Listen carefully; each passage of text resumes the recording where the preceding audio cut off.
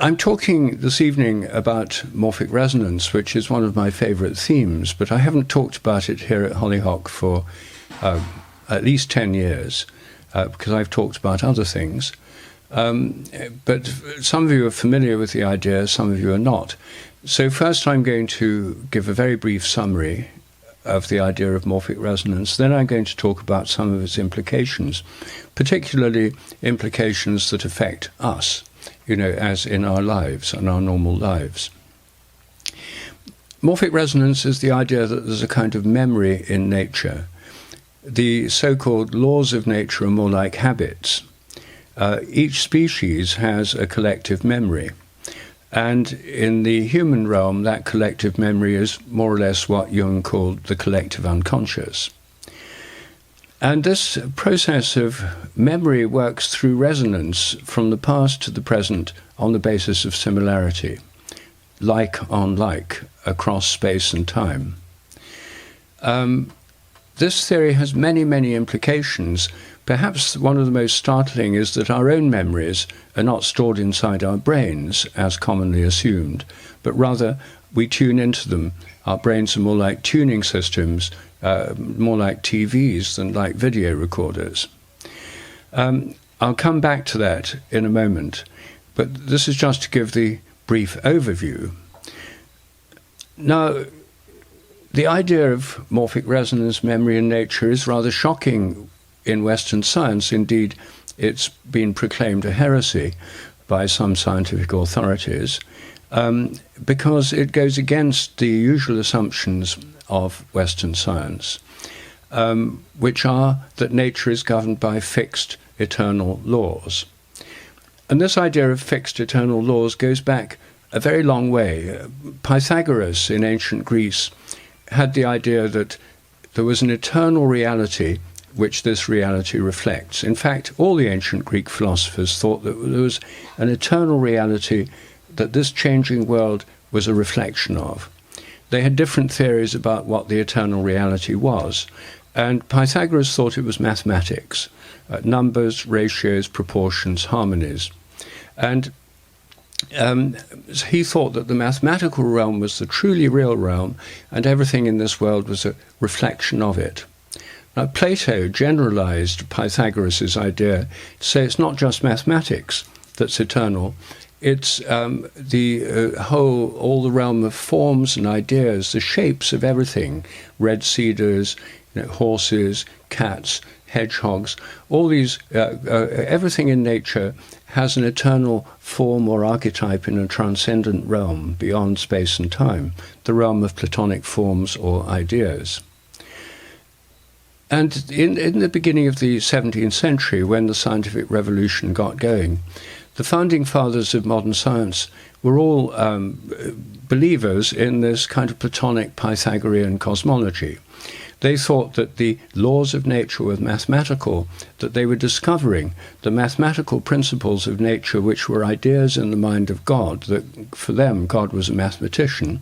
Mathematicians very much like the idea that God's a mathematician because it means that they're the closest of all humans to the divine, and also automatically a kind of priesthood, because most of us don't understand much maths, and that means that mathematicians have this privileged role in our society. So they all like that idea, even right up to the present.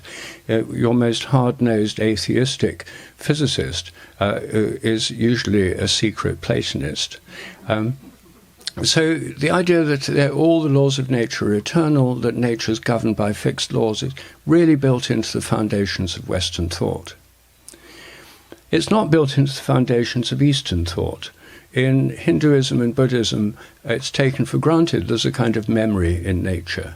And when I came up with the idea of morphic resonance, I was working at Cambridge doing research on plant development. And I came up with this idea in terms of understanding the inheritance of form in plants and animals. I didn't come up with it by studying Eastern philosophy. I hadn't studied Eastern philosophy. But when I then later went to work in India, I spent 7 years in India, when I explained morphic resonance to my Hindu friends, most of them were deeply unimpressed. They said, oh, this is an ancient idea, rishis said this thousands of years ago and stuff. And they just thought, what's new? We've heard all this before. Whereas in Cambridge, when I talked about the idea, there was shock and horror in the scientific realm. Now, I think that actually, although Western science has been based on this eternal law principle, it's in a state of crisis. Until 1966, most scientists thought the universe was eternal, and having an eternal universe governed by eternal laws made sense. Since 1966, we've had the Big Bang cosmology. The whole universe started very small, less than the size of a head of a pin. It's been expanding and cooling ever since, and as it grows and cools, new forms and structures appear within it. It's much more like a developing organism than like an eternal machine. So in this evolving universe that we live in, according to modern cosmology, everything evolves. But they've still gone on with the idea that the laws of nature are fixed. And so they assume that all the laws of nature were all there in place like a kind of Napoleonic code at the very moment of the Big Bang. They don't explain how they got there. Many scientists are atheists, so they just assume there were these free-floating laws that were somehow there, or which came into being with the universe itself, together with all the matter and energy in the universe. And as my friend Terence McKenna liked to say, modern science is based on the principle, give us one free miracle and we'll explain the rest. And one free miracle is the appearance of all the laws of nature and all the matter and energy in the universe from nothing in a single instant, for no reason. Anyway, we now have this radically evolving cosmos. And most scientists assume that all the laws were there at the beginning, and then they have endless debates about why were the laws exactly as they were and not otherwise. And then there's a huge debate in modern cosmology. One lot of people say, well, if they're exactly right for the universe that's just right for us, and there could have been billions of alternative universes, then there must have been an intelligent designer, a kind of external engineering god who fine-tuned all the laws and constants so it was just right for us before pressing the start button. And that's one view, a kind of external mechanistic god. The other view, to avoid an external mechanistic God, is to say there are billions, trillions or quadrillions of actual universes. We just happen to live in the one that's right for us, and all the others actually exist. And when I asked one of the proponents of this, that this very extravagant hypothesis, contravening Occam's razor, the principle you should have the minimum number of entities in an explanation, I said this is the ultimate violation of Occam's razor. Quadrillions of universes for which there's not a shred of evidence. I said, how on earth can you believe in that? He said, well, this way we can get rid of God. But as theologians have pointed out, it doesn't even get rid of God, because an infinite God would be the God of an infinite number of universes, or could be. So anyway, they're locked into this debate, the universe versus the multiverse, and seminars and conferences and learned discussions go on in universities about this, all based on the assumption the laws were fixed at the beginning. But if we're in a radically evolutionary universe, why should the laws be fixed at the beginning? Why shouldn't, if they're laws at all, why shouldn't they be more like common law in the English and American system, depending on precedents? In fact, why shouldn't they be more like habits? The minute you think about the idea of laws of nature, you realize that it's a deeply anthropomorphic concept. Only humans have laws, and only civilized humans have laws. In fact, tribes have customs. So the idea of laws of nature is a very peculiar idea, the more you think about it. Habits makes much more sense. And that's what I've been saying since I put forward the idea of morphic resonance in 1981 for the first time. Since then, cosmologists, including Lee Smolin, who's a theoretical physicist, have indeed started talking about the habits of nature, and they are coming round to this idea. But, I mean, they'll have to come round to it, because it just doesn't make sense to have this hangover from the old Platonic cosmology sort of tacked on to a radically evolutionary worldview.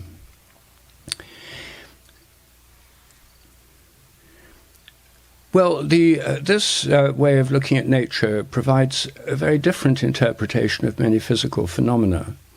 For example, when you crystallize a new chemical for the very first time, according to the standard view, the way it forms is already predetermined by the laws of electromagnetism, quantum physics, thermodynamics, etc. And in principle, you should be able to predict the form of the crystal. In practice, you can't. It's too complicated. But in principle, you should. And the first time it forms, and the millionth time, and the billionth time, it should be exactly the same, because the laws are the same at all times and in all places. According to Morphic Resonance, the first time you make the crystal, it may take a long time for the new crystal form to come into being. And when you make it repeatedly over and over again in labs all around the world, a new habit builds up, and the crystal should crystallize more easily. And that's exactly what chemists find. Crystals get easier and easier to crystallize. But of course, they don't explain it in terms of morphic resonance. They explain it in terms of, firstly, anecdotes about chemists carrying seeds or nuclei, little bits of previous crystals around the world on their beards or clothing, or secondly, in terms of dust particles from previous crystals being wafted around the world in the atmosphere. What I'm saying is that this should happen even when bearded chemists are excluded and when the dust is filtered from the atmosphere. And also, this theory predicts the melting points of crystals, which are called physical constants, should go up as time goes on because the crystals get more stable through morphic resonance. The form becomes more habitual, and therefore it should be harder to break the form down. You need a higher temperature to do it. And actually, the melting points of new compounds do go up, sometimes by 10, 20 degrees. I've studied this with hundreds of chemicals. And most chemists simply, they have to acknowledge the fact that this is happening, even though these are supposed to be physical constants. But they say, oh, it's just because we get better at making the crystals, and they're purer samples, and purer samples have higher melting points. But it's incredibly difficult to get them to test this hypothesis. It's already been tested through everyday practice of chemistry, but the facts fit very well with morphic resonance. In the realm of animal behavior, there's a well-known example of rats. A long series of experiments at Harvard, Edinburgh, and Melbourne University in Australia showed that when you train rats to learn a new trick, escaping from a water maze, the more rats that learned it, the easier it got for other rats to learn it, even in other parts of the world. And this wasn't just rats that were descended from trained rats who might have inherited this epigenetically, but it was all rats of that breed, even ones whose parents had never been in a water maze before. Now, I think the same is happening in the human realm. I think it's getting easier to learn things other people have already learned. There's already lots of evidence for this. IQ tests, for example, have got at least 30%, the scores on average scores on intelligence tests have got at least 30% higher over the last decade, so throughout the 20th century, ever since they were invented in 1918. There's no independent evidence that people are getting smarter. If anything, they're not doing as well on other exams, because of dumbing down, effects of TV, etc., low attention spans. I think they're getting, the IQ scores are going up because so many people have done the same tests. They get easier to do. And I would predict that Wordle should be getting easier to do throughout the day, from the moment it's published in the morning, throughout the day as it goes on, and every single day there's a new Wordle puzzle. And I would predict if you could get access to the data that there would be an increasing rate of score throughout the day. I first got onto this through people writing and telling me in the 1980s that they find the Times crossword puzzle easier to do if they did it in the evening or the next day, because and some people had noticed this anyway. They left it till the evening to do it. It was more satisfying to be able to succeed with more clues. So I think morphic resonance is working in these very practical things. When I thought of testing using Wordle as a test, the very day I thought of it, I wrote to the inventor of Wordle, but that very day it was bought by the New York Times. And so I tried to get the New York Times to let me see the data, and I thought cold calling the New York Times wasn't going to work. So one of Merlin's friends is an editor at the New York Times. So through Merlin's friend, I got access to the head of games at the New York Times and asked her if we could look at the data from the point of view of seeing if this was really happening. And she was a terrible spoilsport. She just wrote back saying the games department are not interested in this project at this time. So unfortunately, they've got all this data and it's can't get hands on it. But there's something called Quordle and Octordle and what are the other ones, Jill? There's Dawdle, yeah. So there's all these other versions of Wordle which may be more accessible for looking at the data. I'm going to try and get in touch with them when I get back to England. So I think that there have already been quite a number of experiments on learning, morphic resonance facilitated learning, and it should affect learning. It should be easier to learn things lots of people have learned, and the more that learn it, the easier it should get. And this should apply to skateboarding, snowboarding, windsurfing, all these new physical skills as well as mental skills. And when I talk to people in those areas of activity, many of them say, yes, indeed, it's getting easier to teach. But the trouble is you can't disentangle better equipment designs, training videos, etc. from morphic resonance. So it's hard to use that as evidence. One needs more special situations. And Wordle would be really good for this.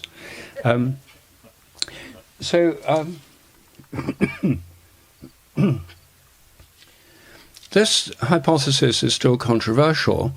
And many scientists are scared of it, really, because it would overthrow so much of established science. I mean, actually, business as usual could still go on, because if a habit's strongly enough established, it behaves almost as if it's governed by an eternal law. The habits of hydrogen atoms, which have been going on for 13 billion years, are probably you'd hardly tell the difference from an eternal law. But when something's new, that's when you notice the difference. And that's why to test morphic resonance, you have to look at new patterns of behavior, new forms of animals, new chemicals, new crystals, etc. Now, this has many implications in different realms of science. And one is for inheritance in biology. Living organisms inherit a great deal from their ancestors. And the usual assumption is that this is genetic. Many people use the words hereditary and genetic as synonyms. If it's inherited, it must be in the DNA. DNA is a chemical molecule. And we know what DNA does. It enables cells to make proteins by spelling out the sequence of amino acids, which are the building blocks of proteins, which are strings of amino acids, which then fold up. But DNA spells out the sequence of amino acids in the primary string within a protein. Well, that's what it does. And some DNA controls the activity of other DNA, switches on and off genes. But that doesn't, making the right proteins doesn't equate to the shape of your face or your arms or your legs. It just enables you to have the right proteins. It's rather like saying having the right building materials would explain a house or a cabin. It doesn't. You have to have them to build a house or cabin, but the plan of the house, the architectural plan, is not in the genes or in the building materials or in the DNA. And I think that it's inherited through morphic resonance, through the forms of previous organisms. When the Human Genome Project was completed in 2000, the assumption was that they'd soon be able to predict all details of human beings based on the genome, and that you could patent genes and that you'd be able to predict exactly which diseases people would get with great accuracy and so on. It turned out not to work out that way at all. Soon after the human genome was sequenced, there was the share price of these genome sequencing companies collapsed. Cellular Genomics, the private genome company headed by Craig Venter, collapsed from $64 a share to about 15 cents. And shortly afterwards, when interviewed, Craig Venter said, "I'm a guy who's made $1 million the hard way by working my way down from $1 billion."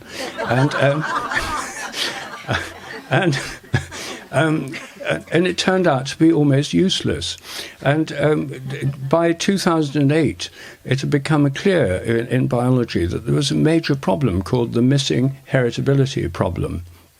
That you could, if you knew all the genes of a person, you could predict the likelihood of breast cancer or schizophrenia or something like that with an accuracy of less than 10%. With schizophrenia, it's about 3%.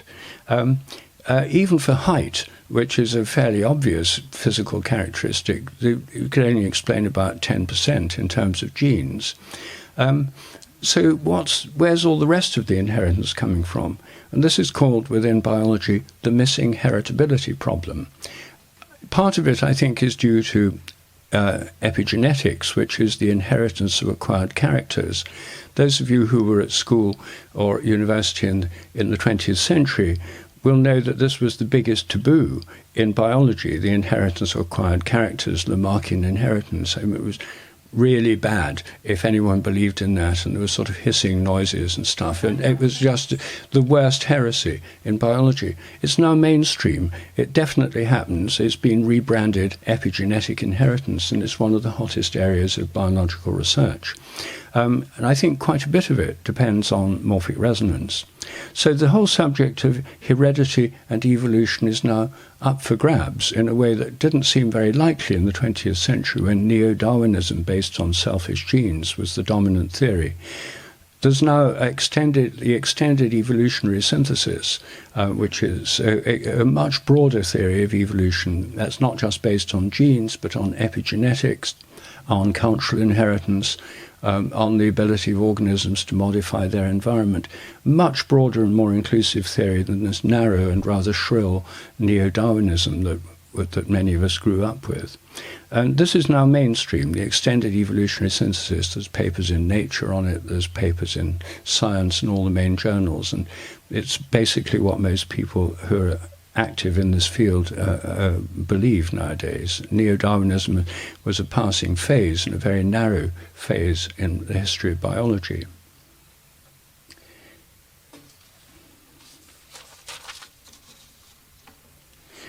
One aspect of this is the study of identical twins. As all of you know, there used to be a lot of studies, and there still are, of identical twins separated soon after birth in order to find out how much of human nature depends on genetics and on the environment.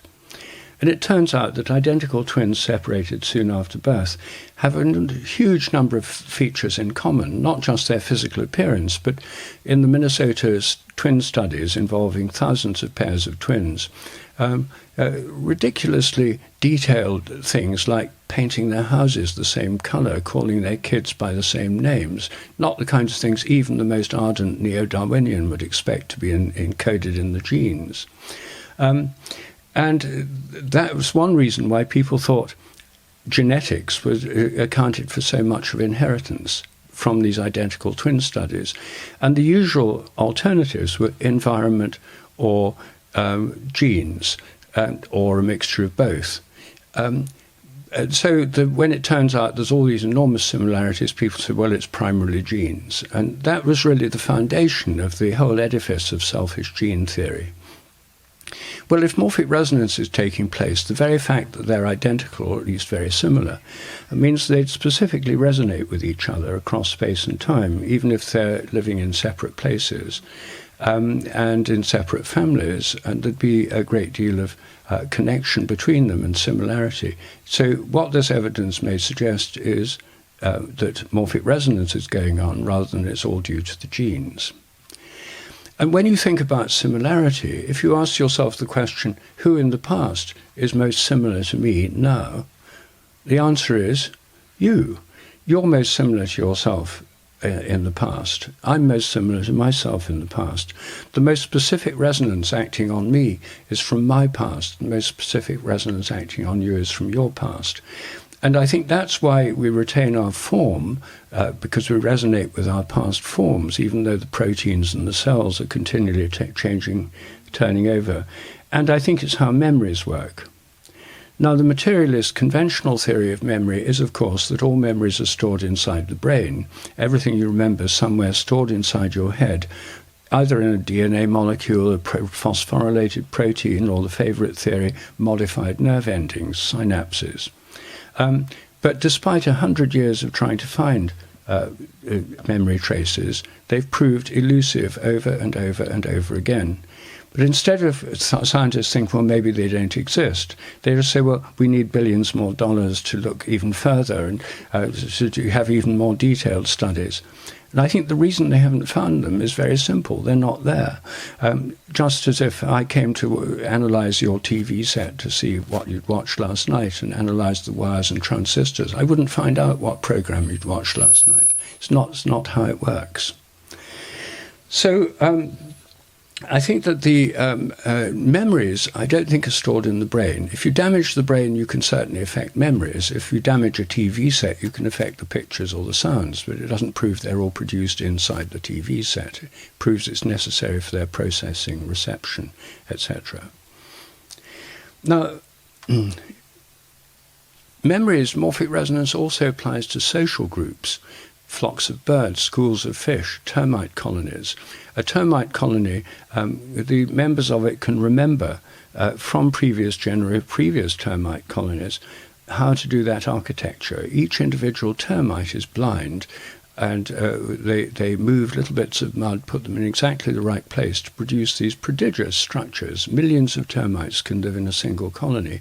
They can build mounds that are 10 feet high with complex tunnels and passageways and ventilation shafts and so on. How on earth does a tiny termite know where to put a little ball of mud? I think they're within a field, the morphic field of the termite colony, and the individuals are responding to this field which has an inherent memory. There's no way this can be programmed in proteins that they make in just switching on or off genes that make the right proteins. So I think social groups have morphic resonance as well. And where this affects us is that families are social groups, and families have a kind of memory in the family field. And when we start new families, when people get married or live together and have children and start a new family, both the parents have family fields they bring with them, a field from their family of origin. And the family is a kind of hybrid between these two family fields. And some families are more complicated, of course, with step-parents and so on. But to take the simplest case, you'd have two family fields, both with a kind of history, a pattern formed in previous generations. And the kind of work that happens in family constellation therapy depends very much on these family fields. And I know more about this than some because Jill has been practicing this for many years, my wife Jill Peirce, who's here, and has, through her work and through the work of others, it becomes clear that the people's behavior is shaped by the family field, often by unconscious habitual patterns from previous generations, of which people are often completely unaware.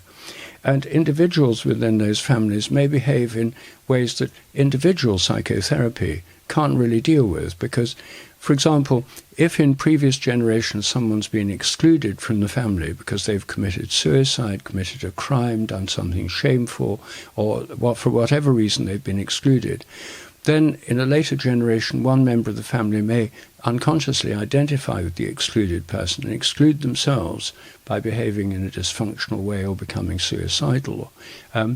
And individual psychotherapy just can't get to the bottom of this because it's not an individual problem. It's to do with something that's within the habitual field of the family.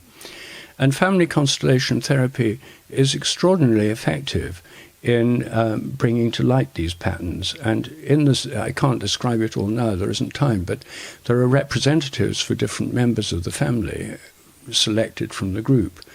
And those representatives, someone who's standing in for the mother, the father, the brother, the sister, and so on, often speak when they're asked how they feel. often speak in a very appropriate way about their situation in that family field, even though they don't know very much about the family at all, and it somehow comes through them. It's as if they channel it from the field. There are now many people doing this work, but Jill has been doing it for years and has now developed an extraordinarily effective way of doing it online perforce through COVID. Her first actual in-person one for 3 years was here at Hollyhock last month, but she does them online. There's one coming up quite soon. When, Jill? Is it? 9th of September. 9th of September. So it's amazing that these fields work on Zoom, even when the participants and the representatives can be hundreds of miles apart. I mean, I'm amazed it works, but it does. That, again, I think is an example of morphic fields and morphic resonance working through them. Now, I want to deal with 2 or 3 more examples here where morphic resonance touches our own lives. And one is through rituals. All cultures and societies have rituals, and rituals involve reenacting a story of origins. Not all rituals. Some myths of origins and rituals of remembrance are about reenacting a story of the group's origin, and by reenacting it, people participate in it and affirm their identity. For example, for Jewish people, the festival of Passover is extremely important, and it reenacts the story of the original Passover. Jewish people were slaves in Egypt. There were a series of curses or plagues visited on the Egyptians to let them go, and the 10th one involved killing all the firstborn of the Egyptians and their cattle. And the Jewish people escaped this by smearing the blood of a lamb on the doorways of their houses. They were passed over. And for Jewish people, reenacting this story through the Passover feast or dinner is a key part of being Jewish and telling the story. So present-day Jewish people and children are brought within this field of being Jewish through reenacting a ritual meal which recreates that original meal. And rituals are highly conservative. They involve the right food, the right gestures, the right words. They have to be done in a very similar way to the way they've been done before. The Christian Holy Communion, itself a Passover dinner with Jesus and his disciples, is reenacted in the Eucharist or the Mass in churches all over the world every Sunday, in fact every day, in many churches and cathedrals. And is again a reenacting of that original act, and it has to be done in the right way, the right gestures, the right ceremony, the right procedure. The American Thanksgiving dinner is an example of a secular or national ritual commemorating the survival of the first colonizers of the New World from England and from Europe, and giving thanks for their surviving in the New World. And reenacting that Thanksgiving dinner every year makes Americans and Canadians in the Canadian Thanksgiving affirm their identity and their connection with all those who've done it before, right back to the first time. Now, there are countless rituals. All religions and societies have them, and they generally have this very conservative quality. It has to be done the same way. And I think the reason that works is that by doing it in the similar way as possible, the right chants, the right words, the gestures, etc., in the right liturgical language. Sanskrit is the language of Hindu rituals, Old Slavic of Russian Orthodox rituals, ancient Egyptian of Coptic rituals in the Coptic Church in Egypt. These highly conservative use of ancient languages is because by doing it in the way it's been done before, you connect with those who've done it before you. That's the whole point of doing it. And if morphic resonance is happening, you see, this provides a very natural explanation for why rituals really do connect participants with the ancestors, with those who've gone before, why there really is a presence of the past through these rituals. The same principles apply on the smaller scale to mantras, which are sacred phrases or words, which are used in meditation and in rituals and in prayers. And mantras are not meaningful statements usually. They're not necessarily words that tell you some information.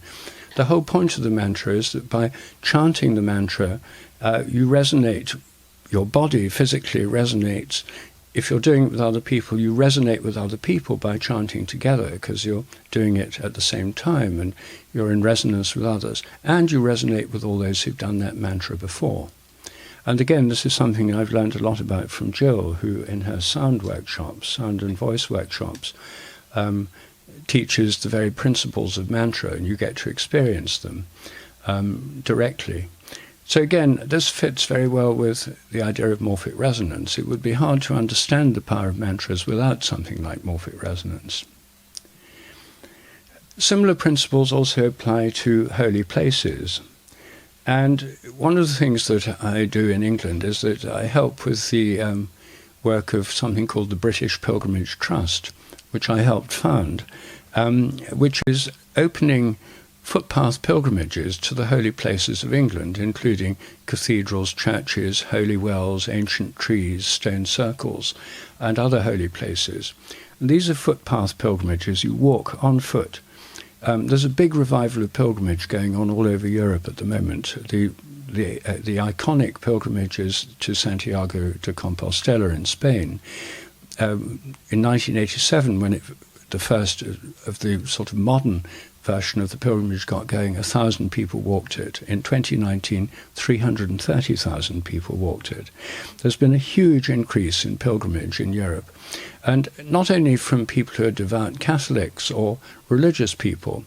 In the British Pilgrimage Trust, when we have organised pilgrimages that people can join in, groups can go together, one of the slogans for these pilgrimages, BYOB, bring your own beliefs. When people go to holy places, say you go to one of our great Gothic medieval cathedrals, whatever your belief system, these have an enormously powerful effect on most people. They were built to change consciousness. They're vast structures designed to expand your mind. The stained glass windows have a kind of psychedelic quality. And in the Middle Ages, when people lived in drab grey huts and things, this must have been even more powerful than it is today. And one reason that sacred places have this power, I think, is that when you enter them, you come into resonance with other people who've been in that place before. And if they've had visionary or inspiring experiences there, or many have prayed there or given thanks there, then that's part of your experience. You tune into that, and these places have a particular power, which I think depends on morphic resonance from those who've been there before. And of course, you can have places where bad things have happened, like battlefields, where there can be a very negative feeling, and that again would be a morphic resonance with the negative emotions of those who've been there before. And then in the form of festivals, seasonal festivals, we have another collective form of celebration which is found all over the world in all cultures, where people celebrate together. It's one of the ways in which societies and families acquire cohesion, through celebrating together. That collective celebration is essential, really, for building positive communities. And seasonal festivals have always done this in all cultures. And we still have them, even in very secular countries like modern Britain. I mean, Christmas is still a hugely important seasonal festival, even for people who are not religious believers, and Easter. And all cultures have their seasonal festivals. And again, you have the same morphic resonance properties that, Christmas has Christmas carols, Christmas trees, Santa Claus, snowman song, and jingle bells, all that kind of thing, which all sound hopelessly out of place if you hear them in a bright summer's day, but because they're appropriate to that season, and it falls in that season. There's this resonance with those who've taken part before. So I think all of us come within that field of resonance. And as spiritual practices, what they do is connect us. Spiritual practices are about connection. Meditation is about connection to a deeper source of consciousness. The spiritual practices of rituals connect you with others who are doing the ritual, and connect you with the ancestors and those who've done them before, and with the primal transcendent event, which is some special event to divinely inspired event which they're commemorating. So they're all about connection. And seasonal festivals have this quality too. One of the great periods of seasonal festivals in Britain and all over Europe was Midsummer's Day, which is June the 24th, just after the solstice, just as Christmas is just after the winter solstice. Midsummer's Day is just after the summer solstice. And it's interesting that the Glastonbury Festival, the biggest music festival in England, the most iconic of all our summer festivals, happens over Midsummer's Day. And Midsummer's Day is the feast of St. John the Baptist. And Pilton, the village where the Glastonbury Festival happens, is the patron saint of Pilton happens to be St. John the Baptist. And I once went to a service on a Sunday in the Glastonbury Festival. I was at the festival, but I make a practice of going to church on Sundays wherever I am. And so I went to the ancient parish church at Pilton, and there was the festival in the background. And I said to the vicar, the priest, I said, "You've got the biggest patronal festival of any village in England." And he just looked a bit puzzled, and then he realized what I was saying, and he sort of chuckled. And yes, indeed, there's a very ancient tradition. And here on Cortes, we've had a new revival of that kind of tradition in the Love Fest, or Summer of Love, which those of you who live on the island may have been to recently, is again a revival of this kind of principle of seasonal festival and joint and collective celebration with music and dancing and happy celebration.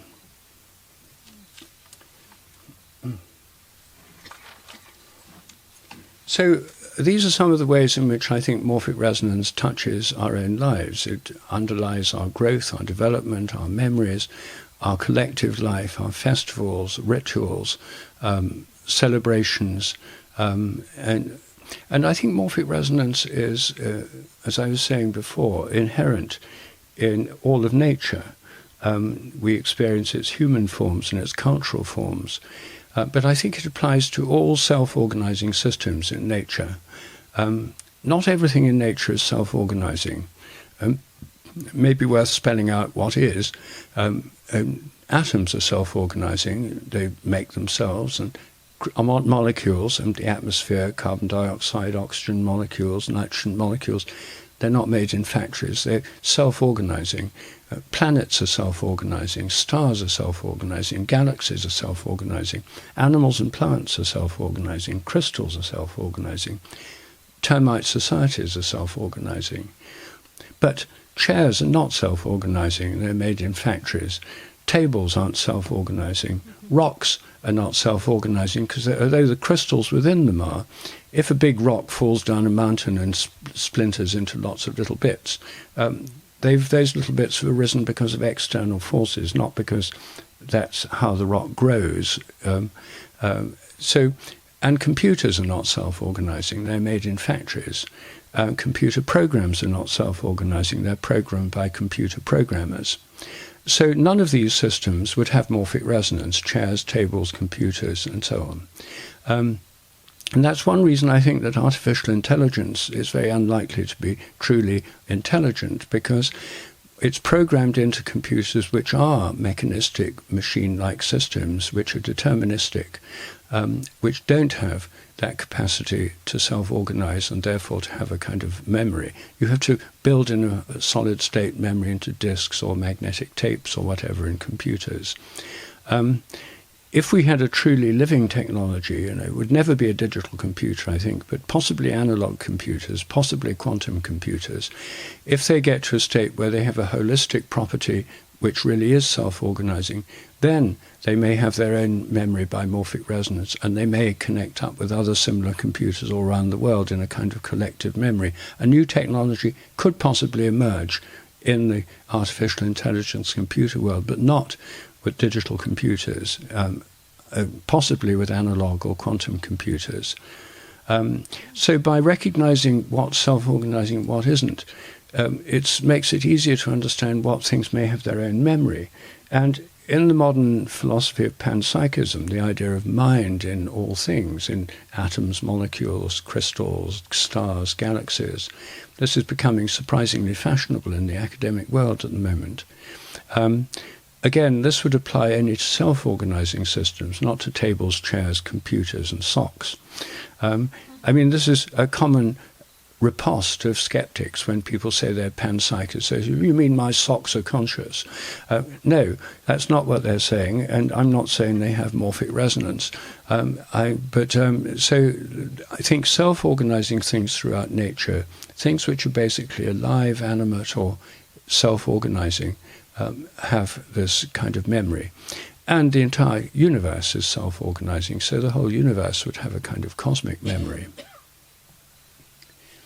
Now, finally, although morphic resonance helps to explain many aspects of nature, what it explains is repetition and the maintenance of things. If you're familiar with the Hindu pantheon of Brahma, Vishnu, and Shiva, Brahma is the sort of creator, Vishnu is the preserver, who keeps the order of the universe, and Shiva is the creator who creates and destroys and is the creative principle.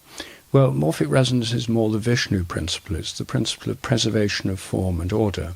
It's a conservative principle because it enables patterns to be repeated, orders to be sustained.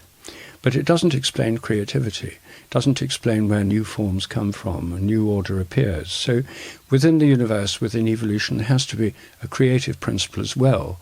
And that's another story. I'm not going to talk about that now because there isn't time, and it's a huge topic. But evolution has to involve an interplay of habit and creativity. If there were any habit, there would be repetition and only repetition. If there were only creativity, there would be a constant display of novelty, but nothing would ever stabilize. There'd be a kind of chaos. And what we have is an interplay between these two, both in the entire cosmos and in our own lives. So those are a few words about morphic resonance and how it affects our lives, and I'll leave it at that for now.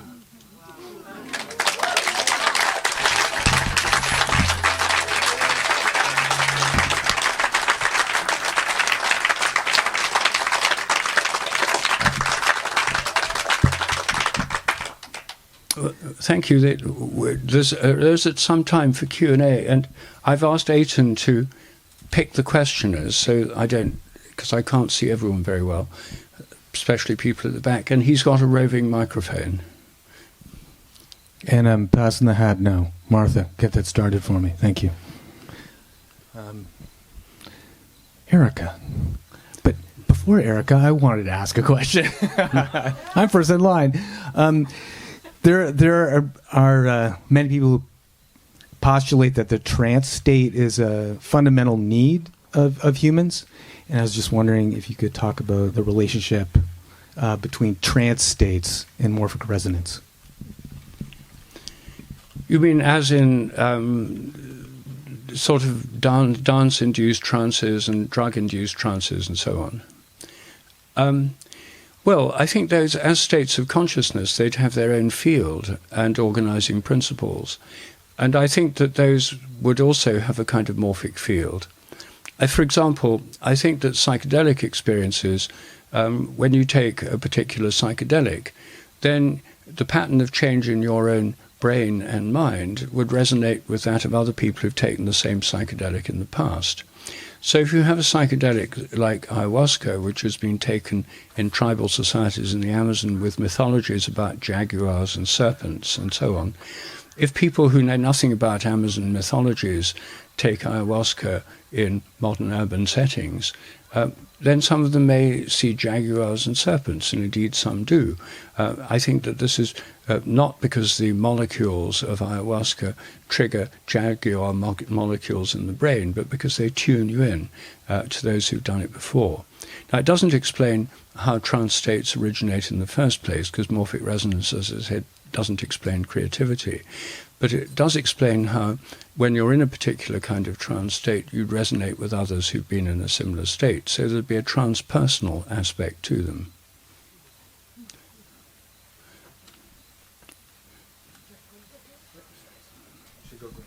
Hello.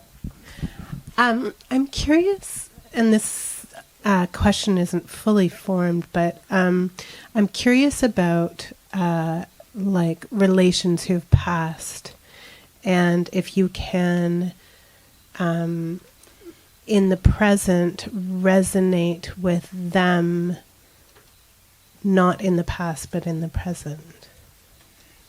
Resonate with what with like relations who have passed, and so not resonating to what they were, but what they are.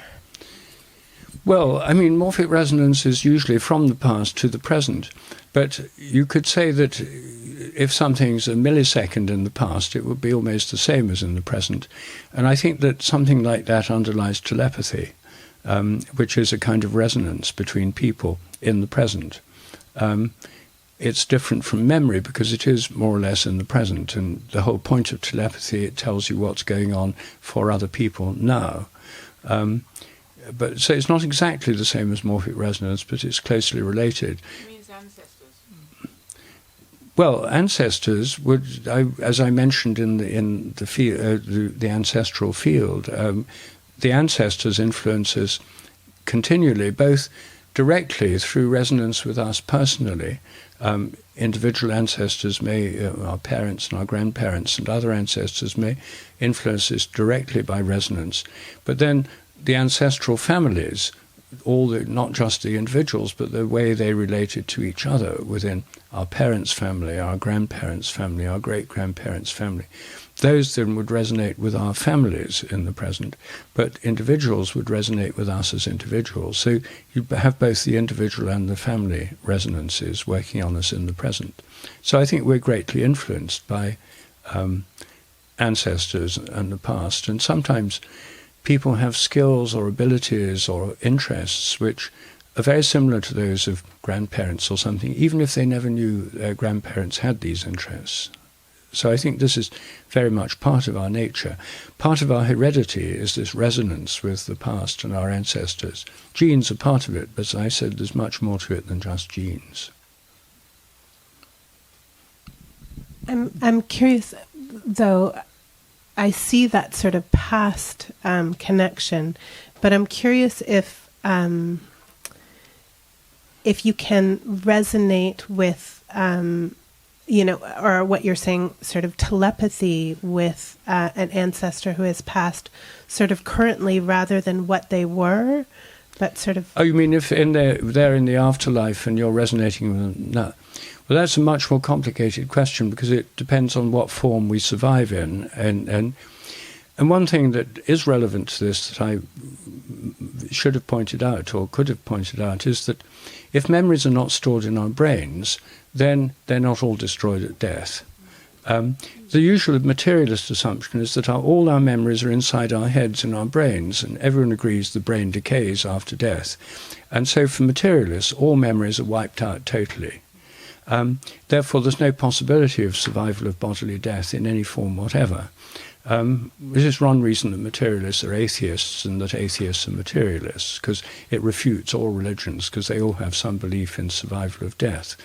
Now, whether in what kind of state our ancestors go on existing is another question. And the popular Catholic vision of this is beautifully embodied in that Disney film Coco, which about the Mexican Day of the Dead, where people relate to the ancestors.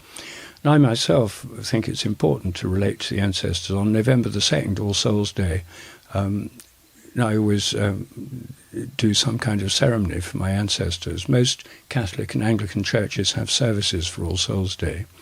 And Jill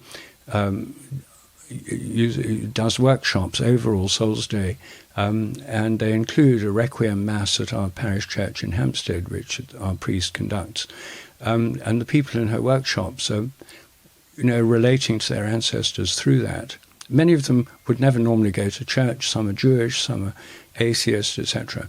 But it's very meaningful in the context Jill sets of where you're relating to those who've gone before. So these are traditional ways of doing it. Rupert, is that...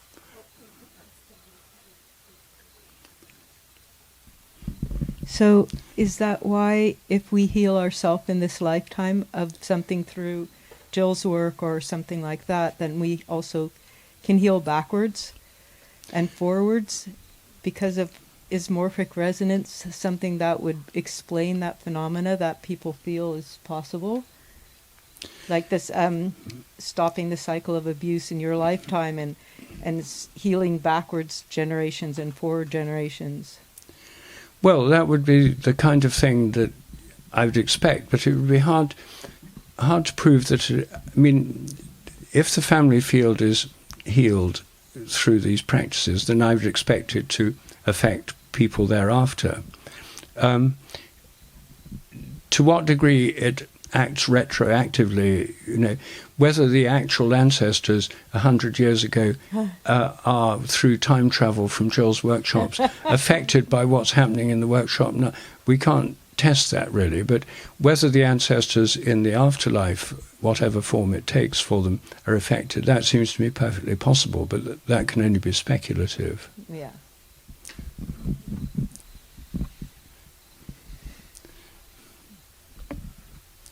Thank you very much for sharing these views. It's just fascinating. My question is: do you hope that this the resonance is quantifiable, and if so, where would you look? Well, you'd study it through its effects. It works through fields, morphic fields, and in science you study fields through their effects. You study gravitational fields through gravitational effects, electric fields through electric effects, and so on. And the resonance of morphic resonance you'd study through its effects. So if, for example, you train a rat to learn a new trick, then you can see whether a rat 1,000 miles away learns it quicker. And then if you train 1,000 rats, say on Cortes Island, to learn a new trick, would rats far away learn it much quicker than if one had done it here? And the evidence suggests they do. So the bigger the influence, the bigger the effect. And so you can actually study it through its effects. At present, the experiments, and so far what they seem to show is that the bigger the number of individuals, the greater the effect. But there also may be an intensity factor. People who learn things that involve very intense learning program may have a greater effect than people who just superficially learn something. So all of these are empirical questions, really. So you study it through the effects. You wouldn't expect to be able to study it through some electrical meter that you hold up in the air, because you can't even study gravitation through an electrical meter. You can study electricity and magnetism through electric meters, but not gravitation or quantum fields. So you have to study things through their own appropriate effects.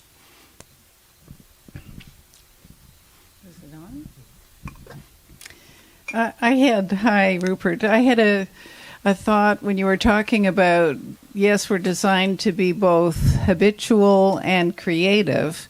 And I think you said morphic resonance doesn't really explain creativity. The thought I had is, because in psychotherapy, with family constellations, Hakomi, which is what I'm trained in, I love to normalize the fact that we're habitual. And it seems to me that the bridge to creativity is consciousness. Well, I agree. I think certainly in our own case, the bridge to creativity is consciousness. Although when people have a creative insight, it comes through consciousness rather than from it. People would say, it came to me in a flash, or it came to me in a dream, or something like that. So consciousness may be the medium through which we get it, but not necessarily through which we make it. And traditional views of creativity in the Greek world, for example, are that the muses, they're creative spirits that work through us. That's why music is called music. The muse of music works through musicians, and that's why you have museums where the human arts, all governed by the muses, are collected together. In India, if you go to a classical music concert in South India, it will start with an invocation to the goddess of music, Saraswati, to inspire the performers and the musicians. And in the Christian tradition, the angels, which are creative spirits, and the Holy Spirit itself work through us. So creativity traditionally is understood in the human realm through inspiration, the breathing in of the spirit, of the creative spirit, from beyond us and through us. And it's mediated through our consciousness, but not originating within it. And of course, these are speculations, but when most creative people talk about the creative process, they usually say they don't know where it came from. It came in a flash, that kind of thing. Came, as it were, from outside, coming through them. I have one other kind of fun thought when you were talking about how it shows up in the way people learn things. You know, golfers are so much better now than they were. Even the ones who are golfing now and winning, they're so much better than Tiger Woods even was. And wouldn't it be fun to get some of these awesome golfers to play with old equipment? And I think what would be demonstrated is they're still hitting the ball farther than Tiger Woods was. Yeah, it's a very good point. Yes. I mean, in most sports, there's been an improvement in skills, and that's a very good experimental test, that use the older equipment and see if they're still good at it. Yeah.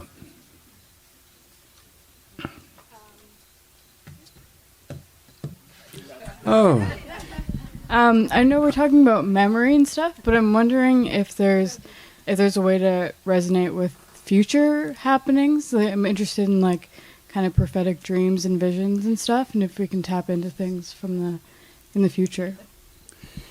I think we can, but I don't think that's through morphic resonance. Morphic resonance is mainly about habits, and the more habitual something is, the more unconscious it is. I think that we're open to the future in ways that are more related to the kind of creative aspects of consciousness.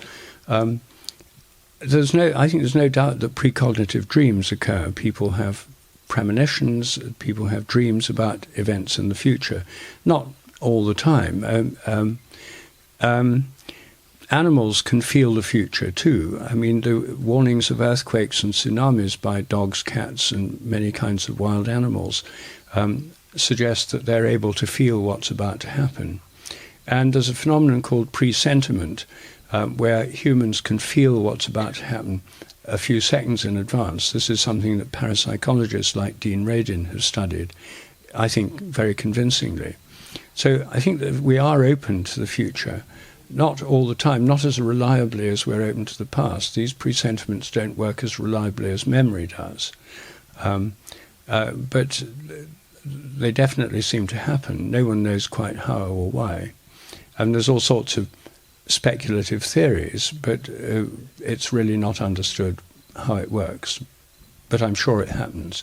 I myself have studied, in my book, The Sense of Being Stared At and Other Aspects of the Extended Mind. I discuss human presentiments, precognitive dreams, and this openness to the future. In my book, Dogs That Know When Their Owners Are Coming Home and Other Unexplained Powers of Animals, I discuss earthquake warning by animals and tsunami warnings, air raid warnings, and that kind of thing. Epileptic seizure dogs that give warnings of seizures and so on. So I think this ability is deep in our biological nature. It's not specifically human. But if you stand under that tree, you can be Newton. Yes. Well, we've got a perfect demonstration of gravitation going on here. Oh, heavens. We got a visit from the stag.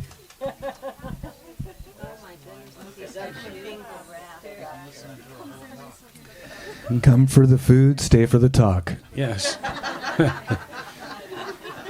Well, we're running late, a bit late now. And should we have just one more? Another question?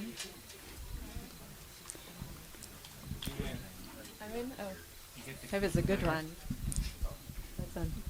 Hi, Rupert. Hello. My question is whether morphic resonance could be interrupted or disrupted at all. Well, I don't think it can be sort of screened out by a Faraday cage or anything like that, but it can be competed with. I mean, you can have competing resonances. For example, if you make a hybrid between two species, like a mule is a hybrid between a horse and a donkey, then you get both influences working. And not all the horse influences would come through, not all the donkey influences, but you'd have a kind of mixture of them. If you have, in genetics, I think the reason most mutations and most new forms of organisms are recessive is because they're rare. They're new things that haven't happened very much. And if you cross a mutant with a recessive, what's called a recessive gene, I don't think it's really the gene that's recessive. I think the fact that it's only happened a little bit before is what makes it recessive. Cross it with the so-called wild type, then you'll no longer see this rare recessive characteristic. The morphic resonance from it will be swamped by the more powerful regular resonance. So the morphic resonance, the influence on a given organism or system from the past is from countless other systems. And if you want to neutralize one particular thing, then it can be overwhelmed by other ones. Or you can change the tuning, so you tune into a different one. Like on a TV set, all those channels are broadcasting, and change the tuning knob and you change the tuning to a different channel. And that happens in developmental biology. Sometimes you can change in fruit flies, for example. There's a pair of wings, and the segment behind it has halteres or balancing organs. And there's a mutation called bithorax that changes the tuning of those so that the halteres develop into another pair of wings. So you get a four-winged fly instead of a two-winged fly. And so there you've changed the resonance by switching the tuning to another channel. So you can't exactly block it, but you can change the tuning, or you can compete with it by other resonances that overwhelm it. Good. Well, I think, Aiton, I think maybe that's... Charles wanted to... Oh, yes, Charles. Well, you've been talking about the cosmology and the universes, and I'm just wondering if the pictures from the Webb telescope have interested you or stimulated you in these thoughts? The new pictures of the universes, the billions of them. I haven't actually seen them yet, the new pictures from the Webb telescope, but I will do when I have the chance. So I don't know that they change my actual view of what's going on fundamentally. I mean, more and more galaxies, more and more stars, more detailed pictures of planets, all that kind of thing is important, but it doesn't change the basic fundamental principles of gravity. So the kinds of questions that interest me are, to what degree are these galaxies conscious, and to what degree is the sun conscious? And for those of you who are interested in these things, I published a paper recently in the Journal of Consciousness Studies called "Is the Sun Conscious?", to which I answer probably yes. As we think about consciousness in the universe, as we go beyond a cerebrocentric view of consciousness, it's just in brains, we can then recognize that many things could be conscious in the universe. Our ancestors thought that. I mean, for the Greeks, all the stars and planets were living beings with their own minds. So Plato called the planets and the stars the living gods, the visible gods. We can see them. And yet they have minds and powers greater than our own. And so I think as we recover a sort of panpsychist sense of the universe, or animistic sense of the universe, then we can see what we see through the Webb telescope or any other telescope, or the Hubble telescope or whatever. We can interpret them in a different way. The actual image is neutral in the sense it doesn't tell us whether it's conscious or not, and the usual assumption of astronomers is this is just dead matter out there. But I think we can see it in a completely different way, in a way that may be more realistic, actually, that we live in a living universe. Thanks, Rupert.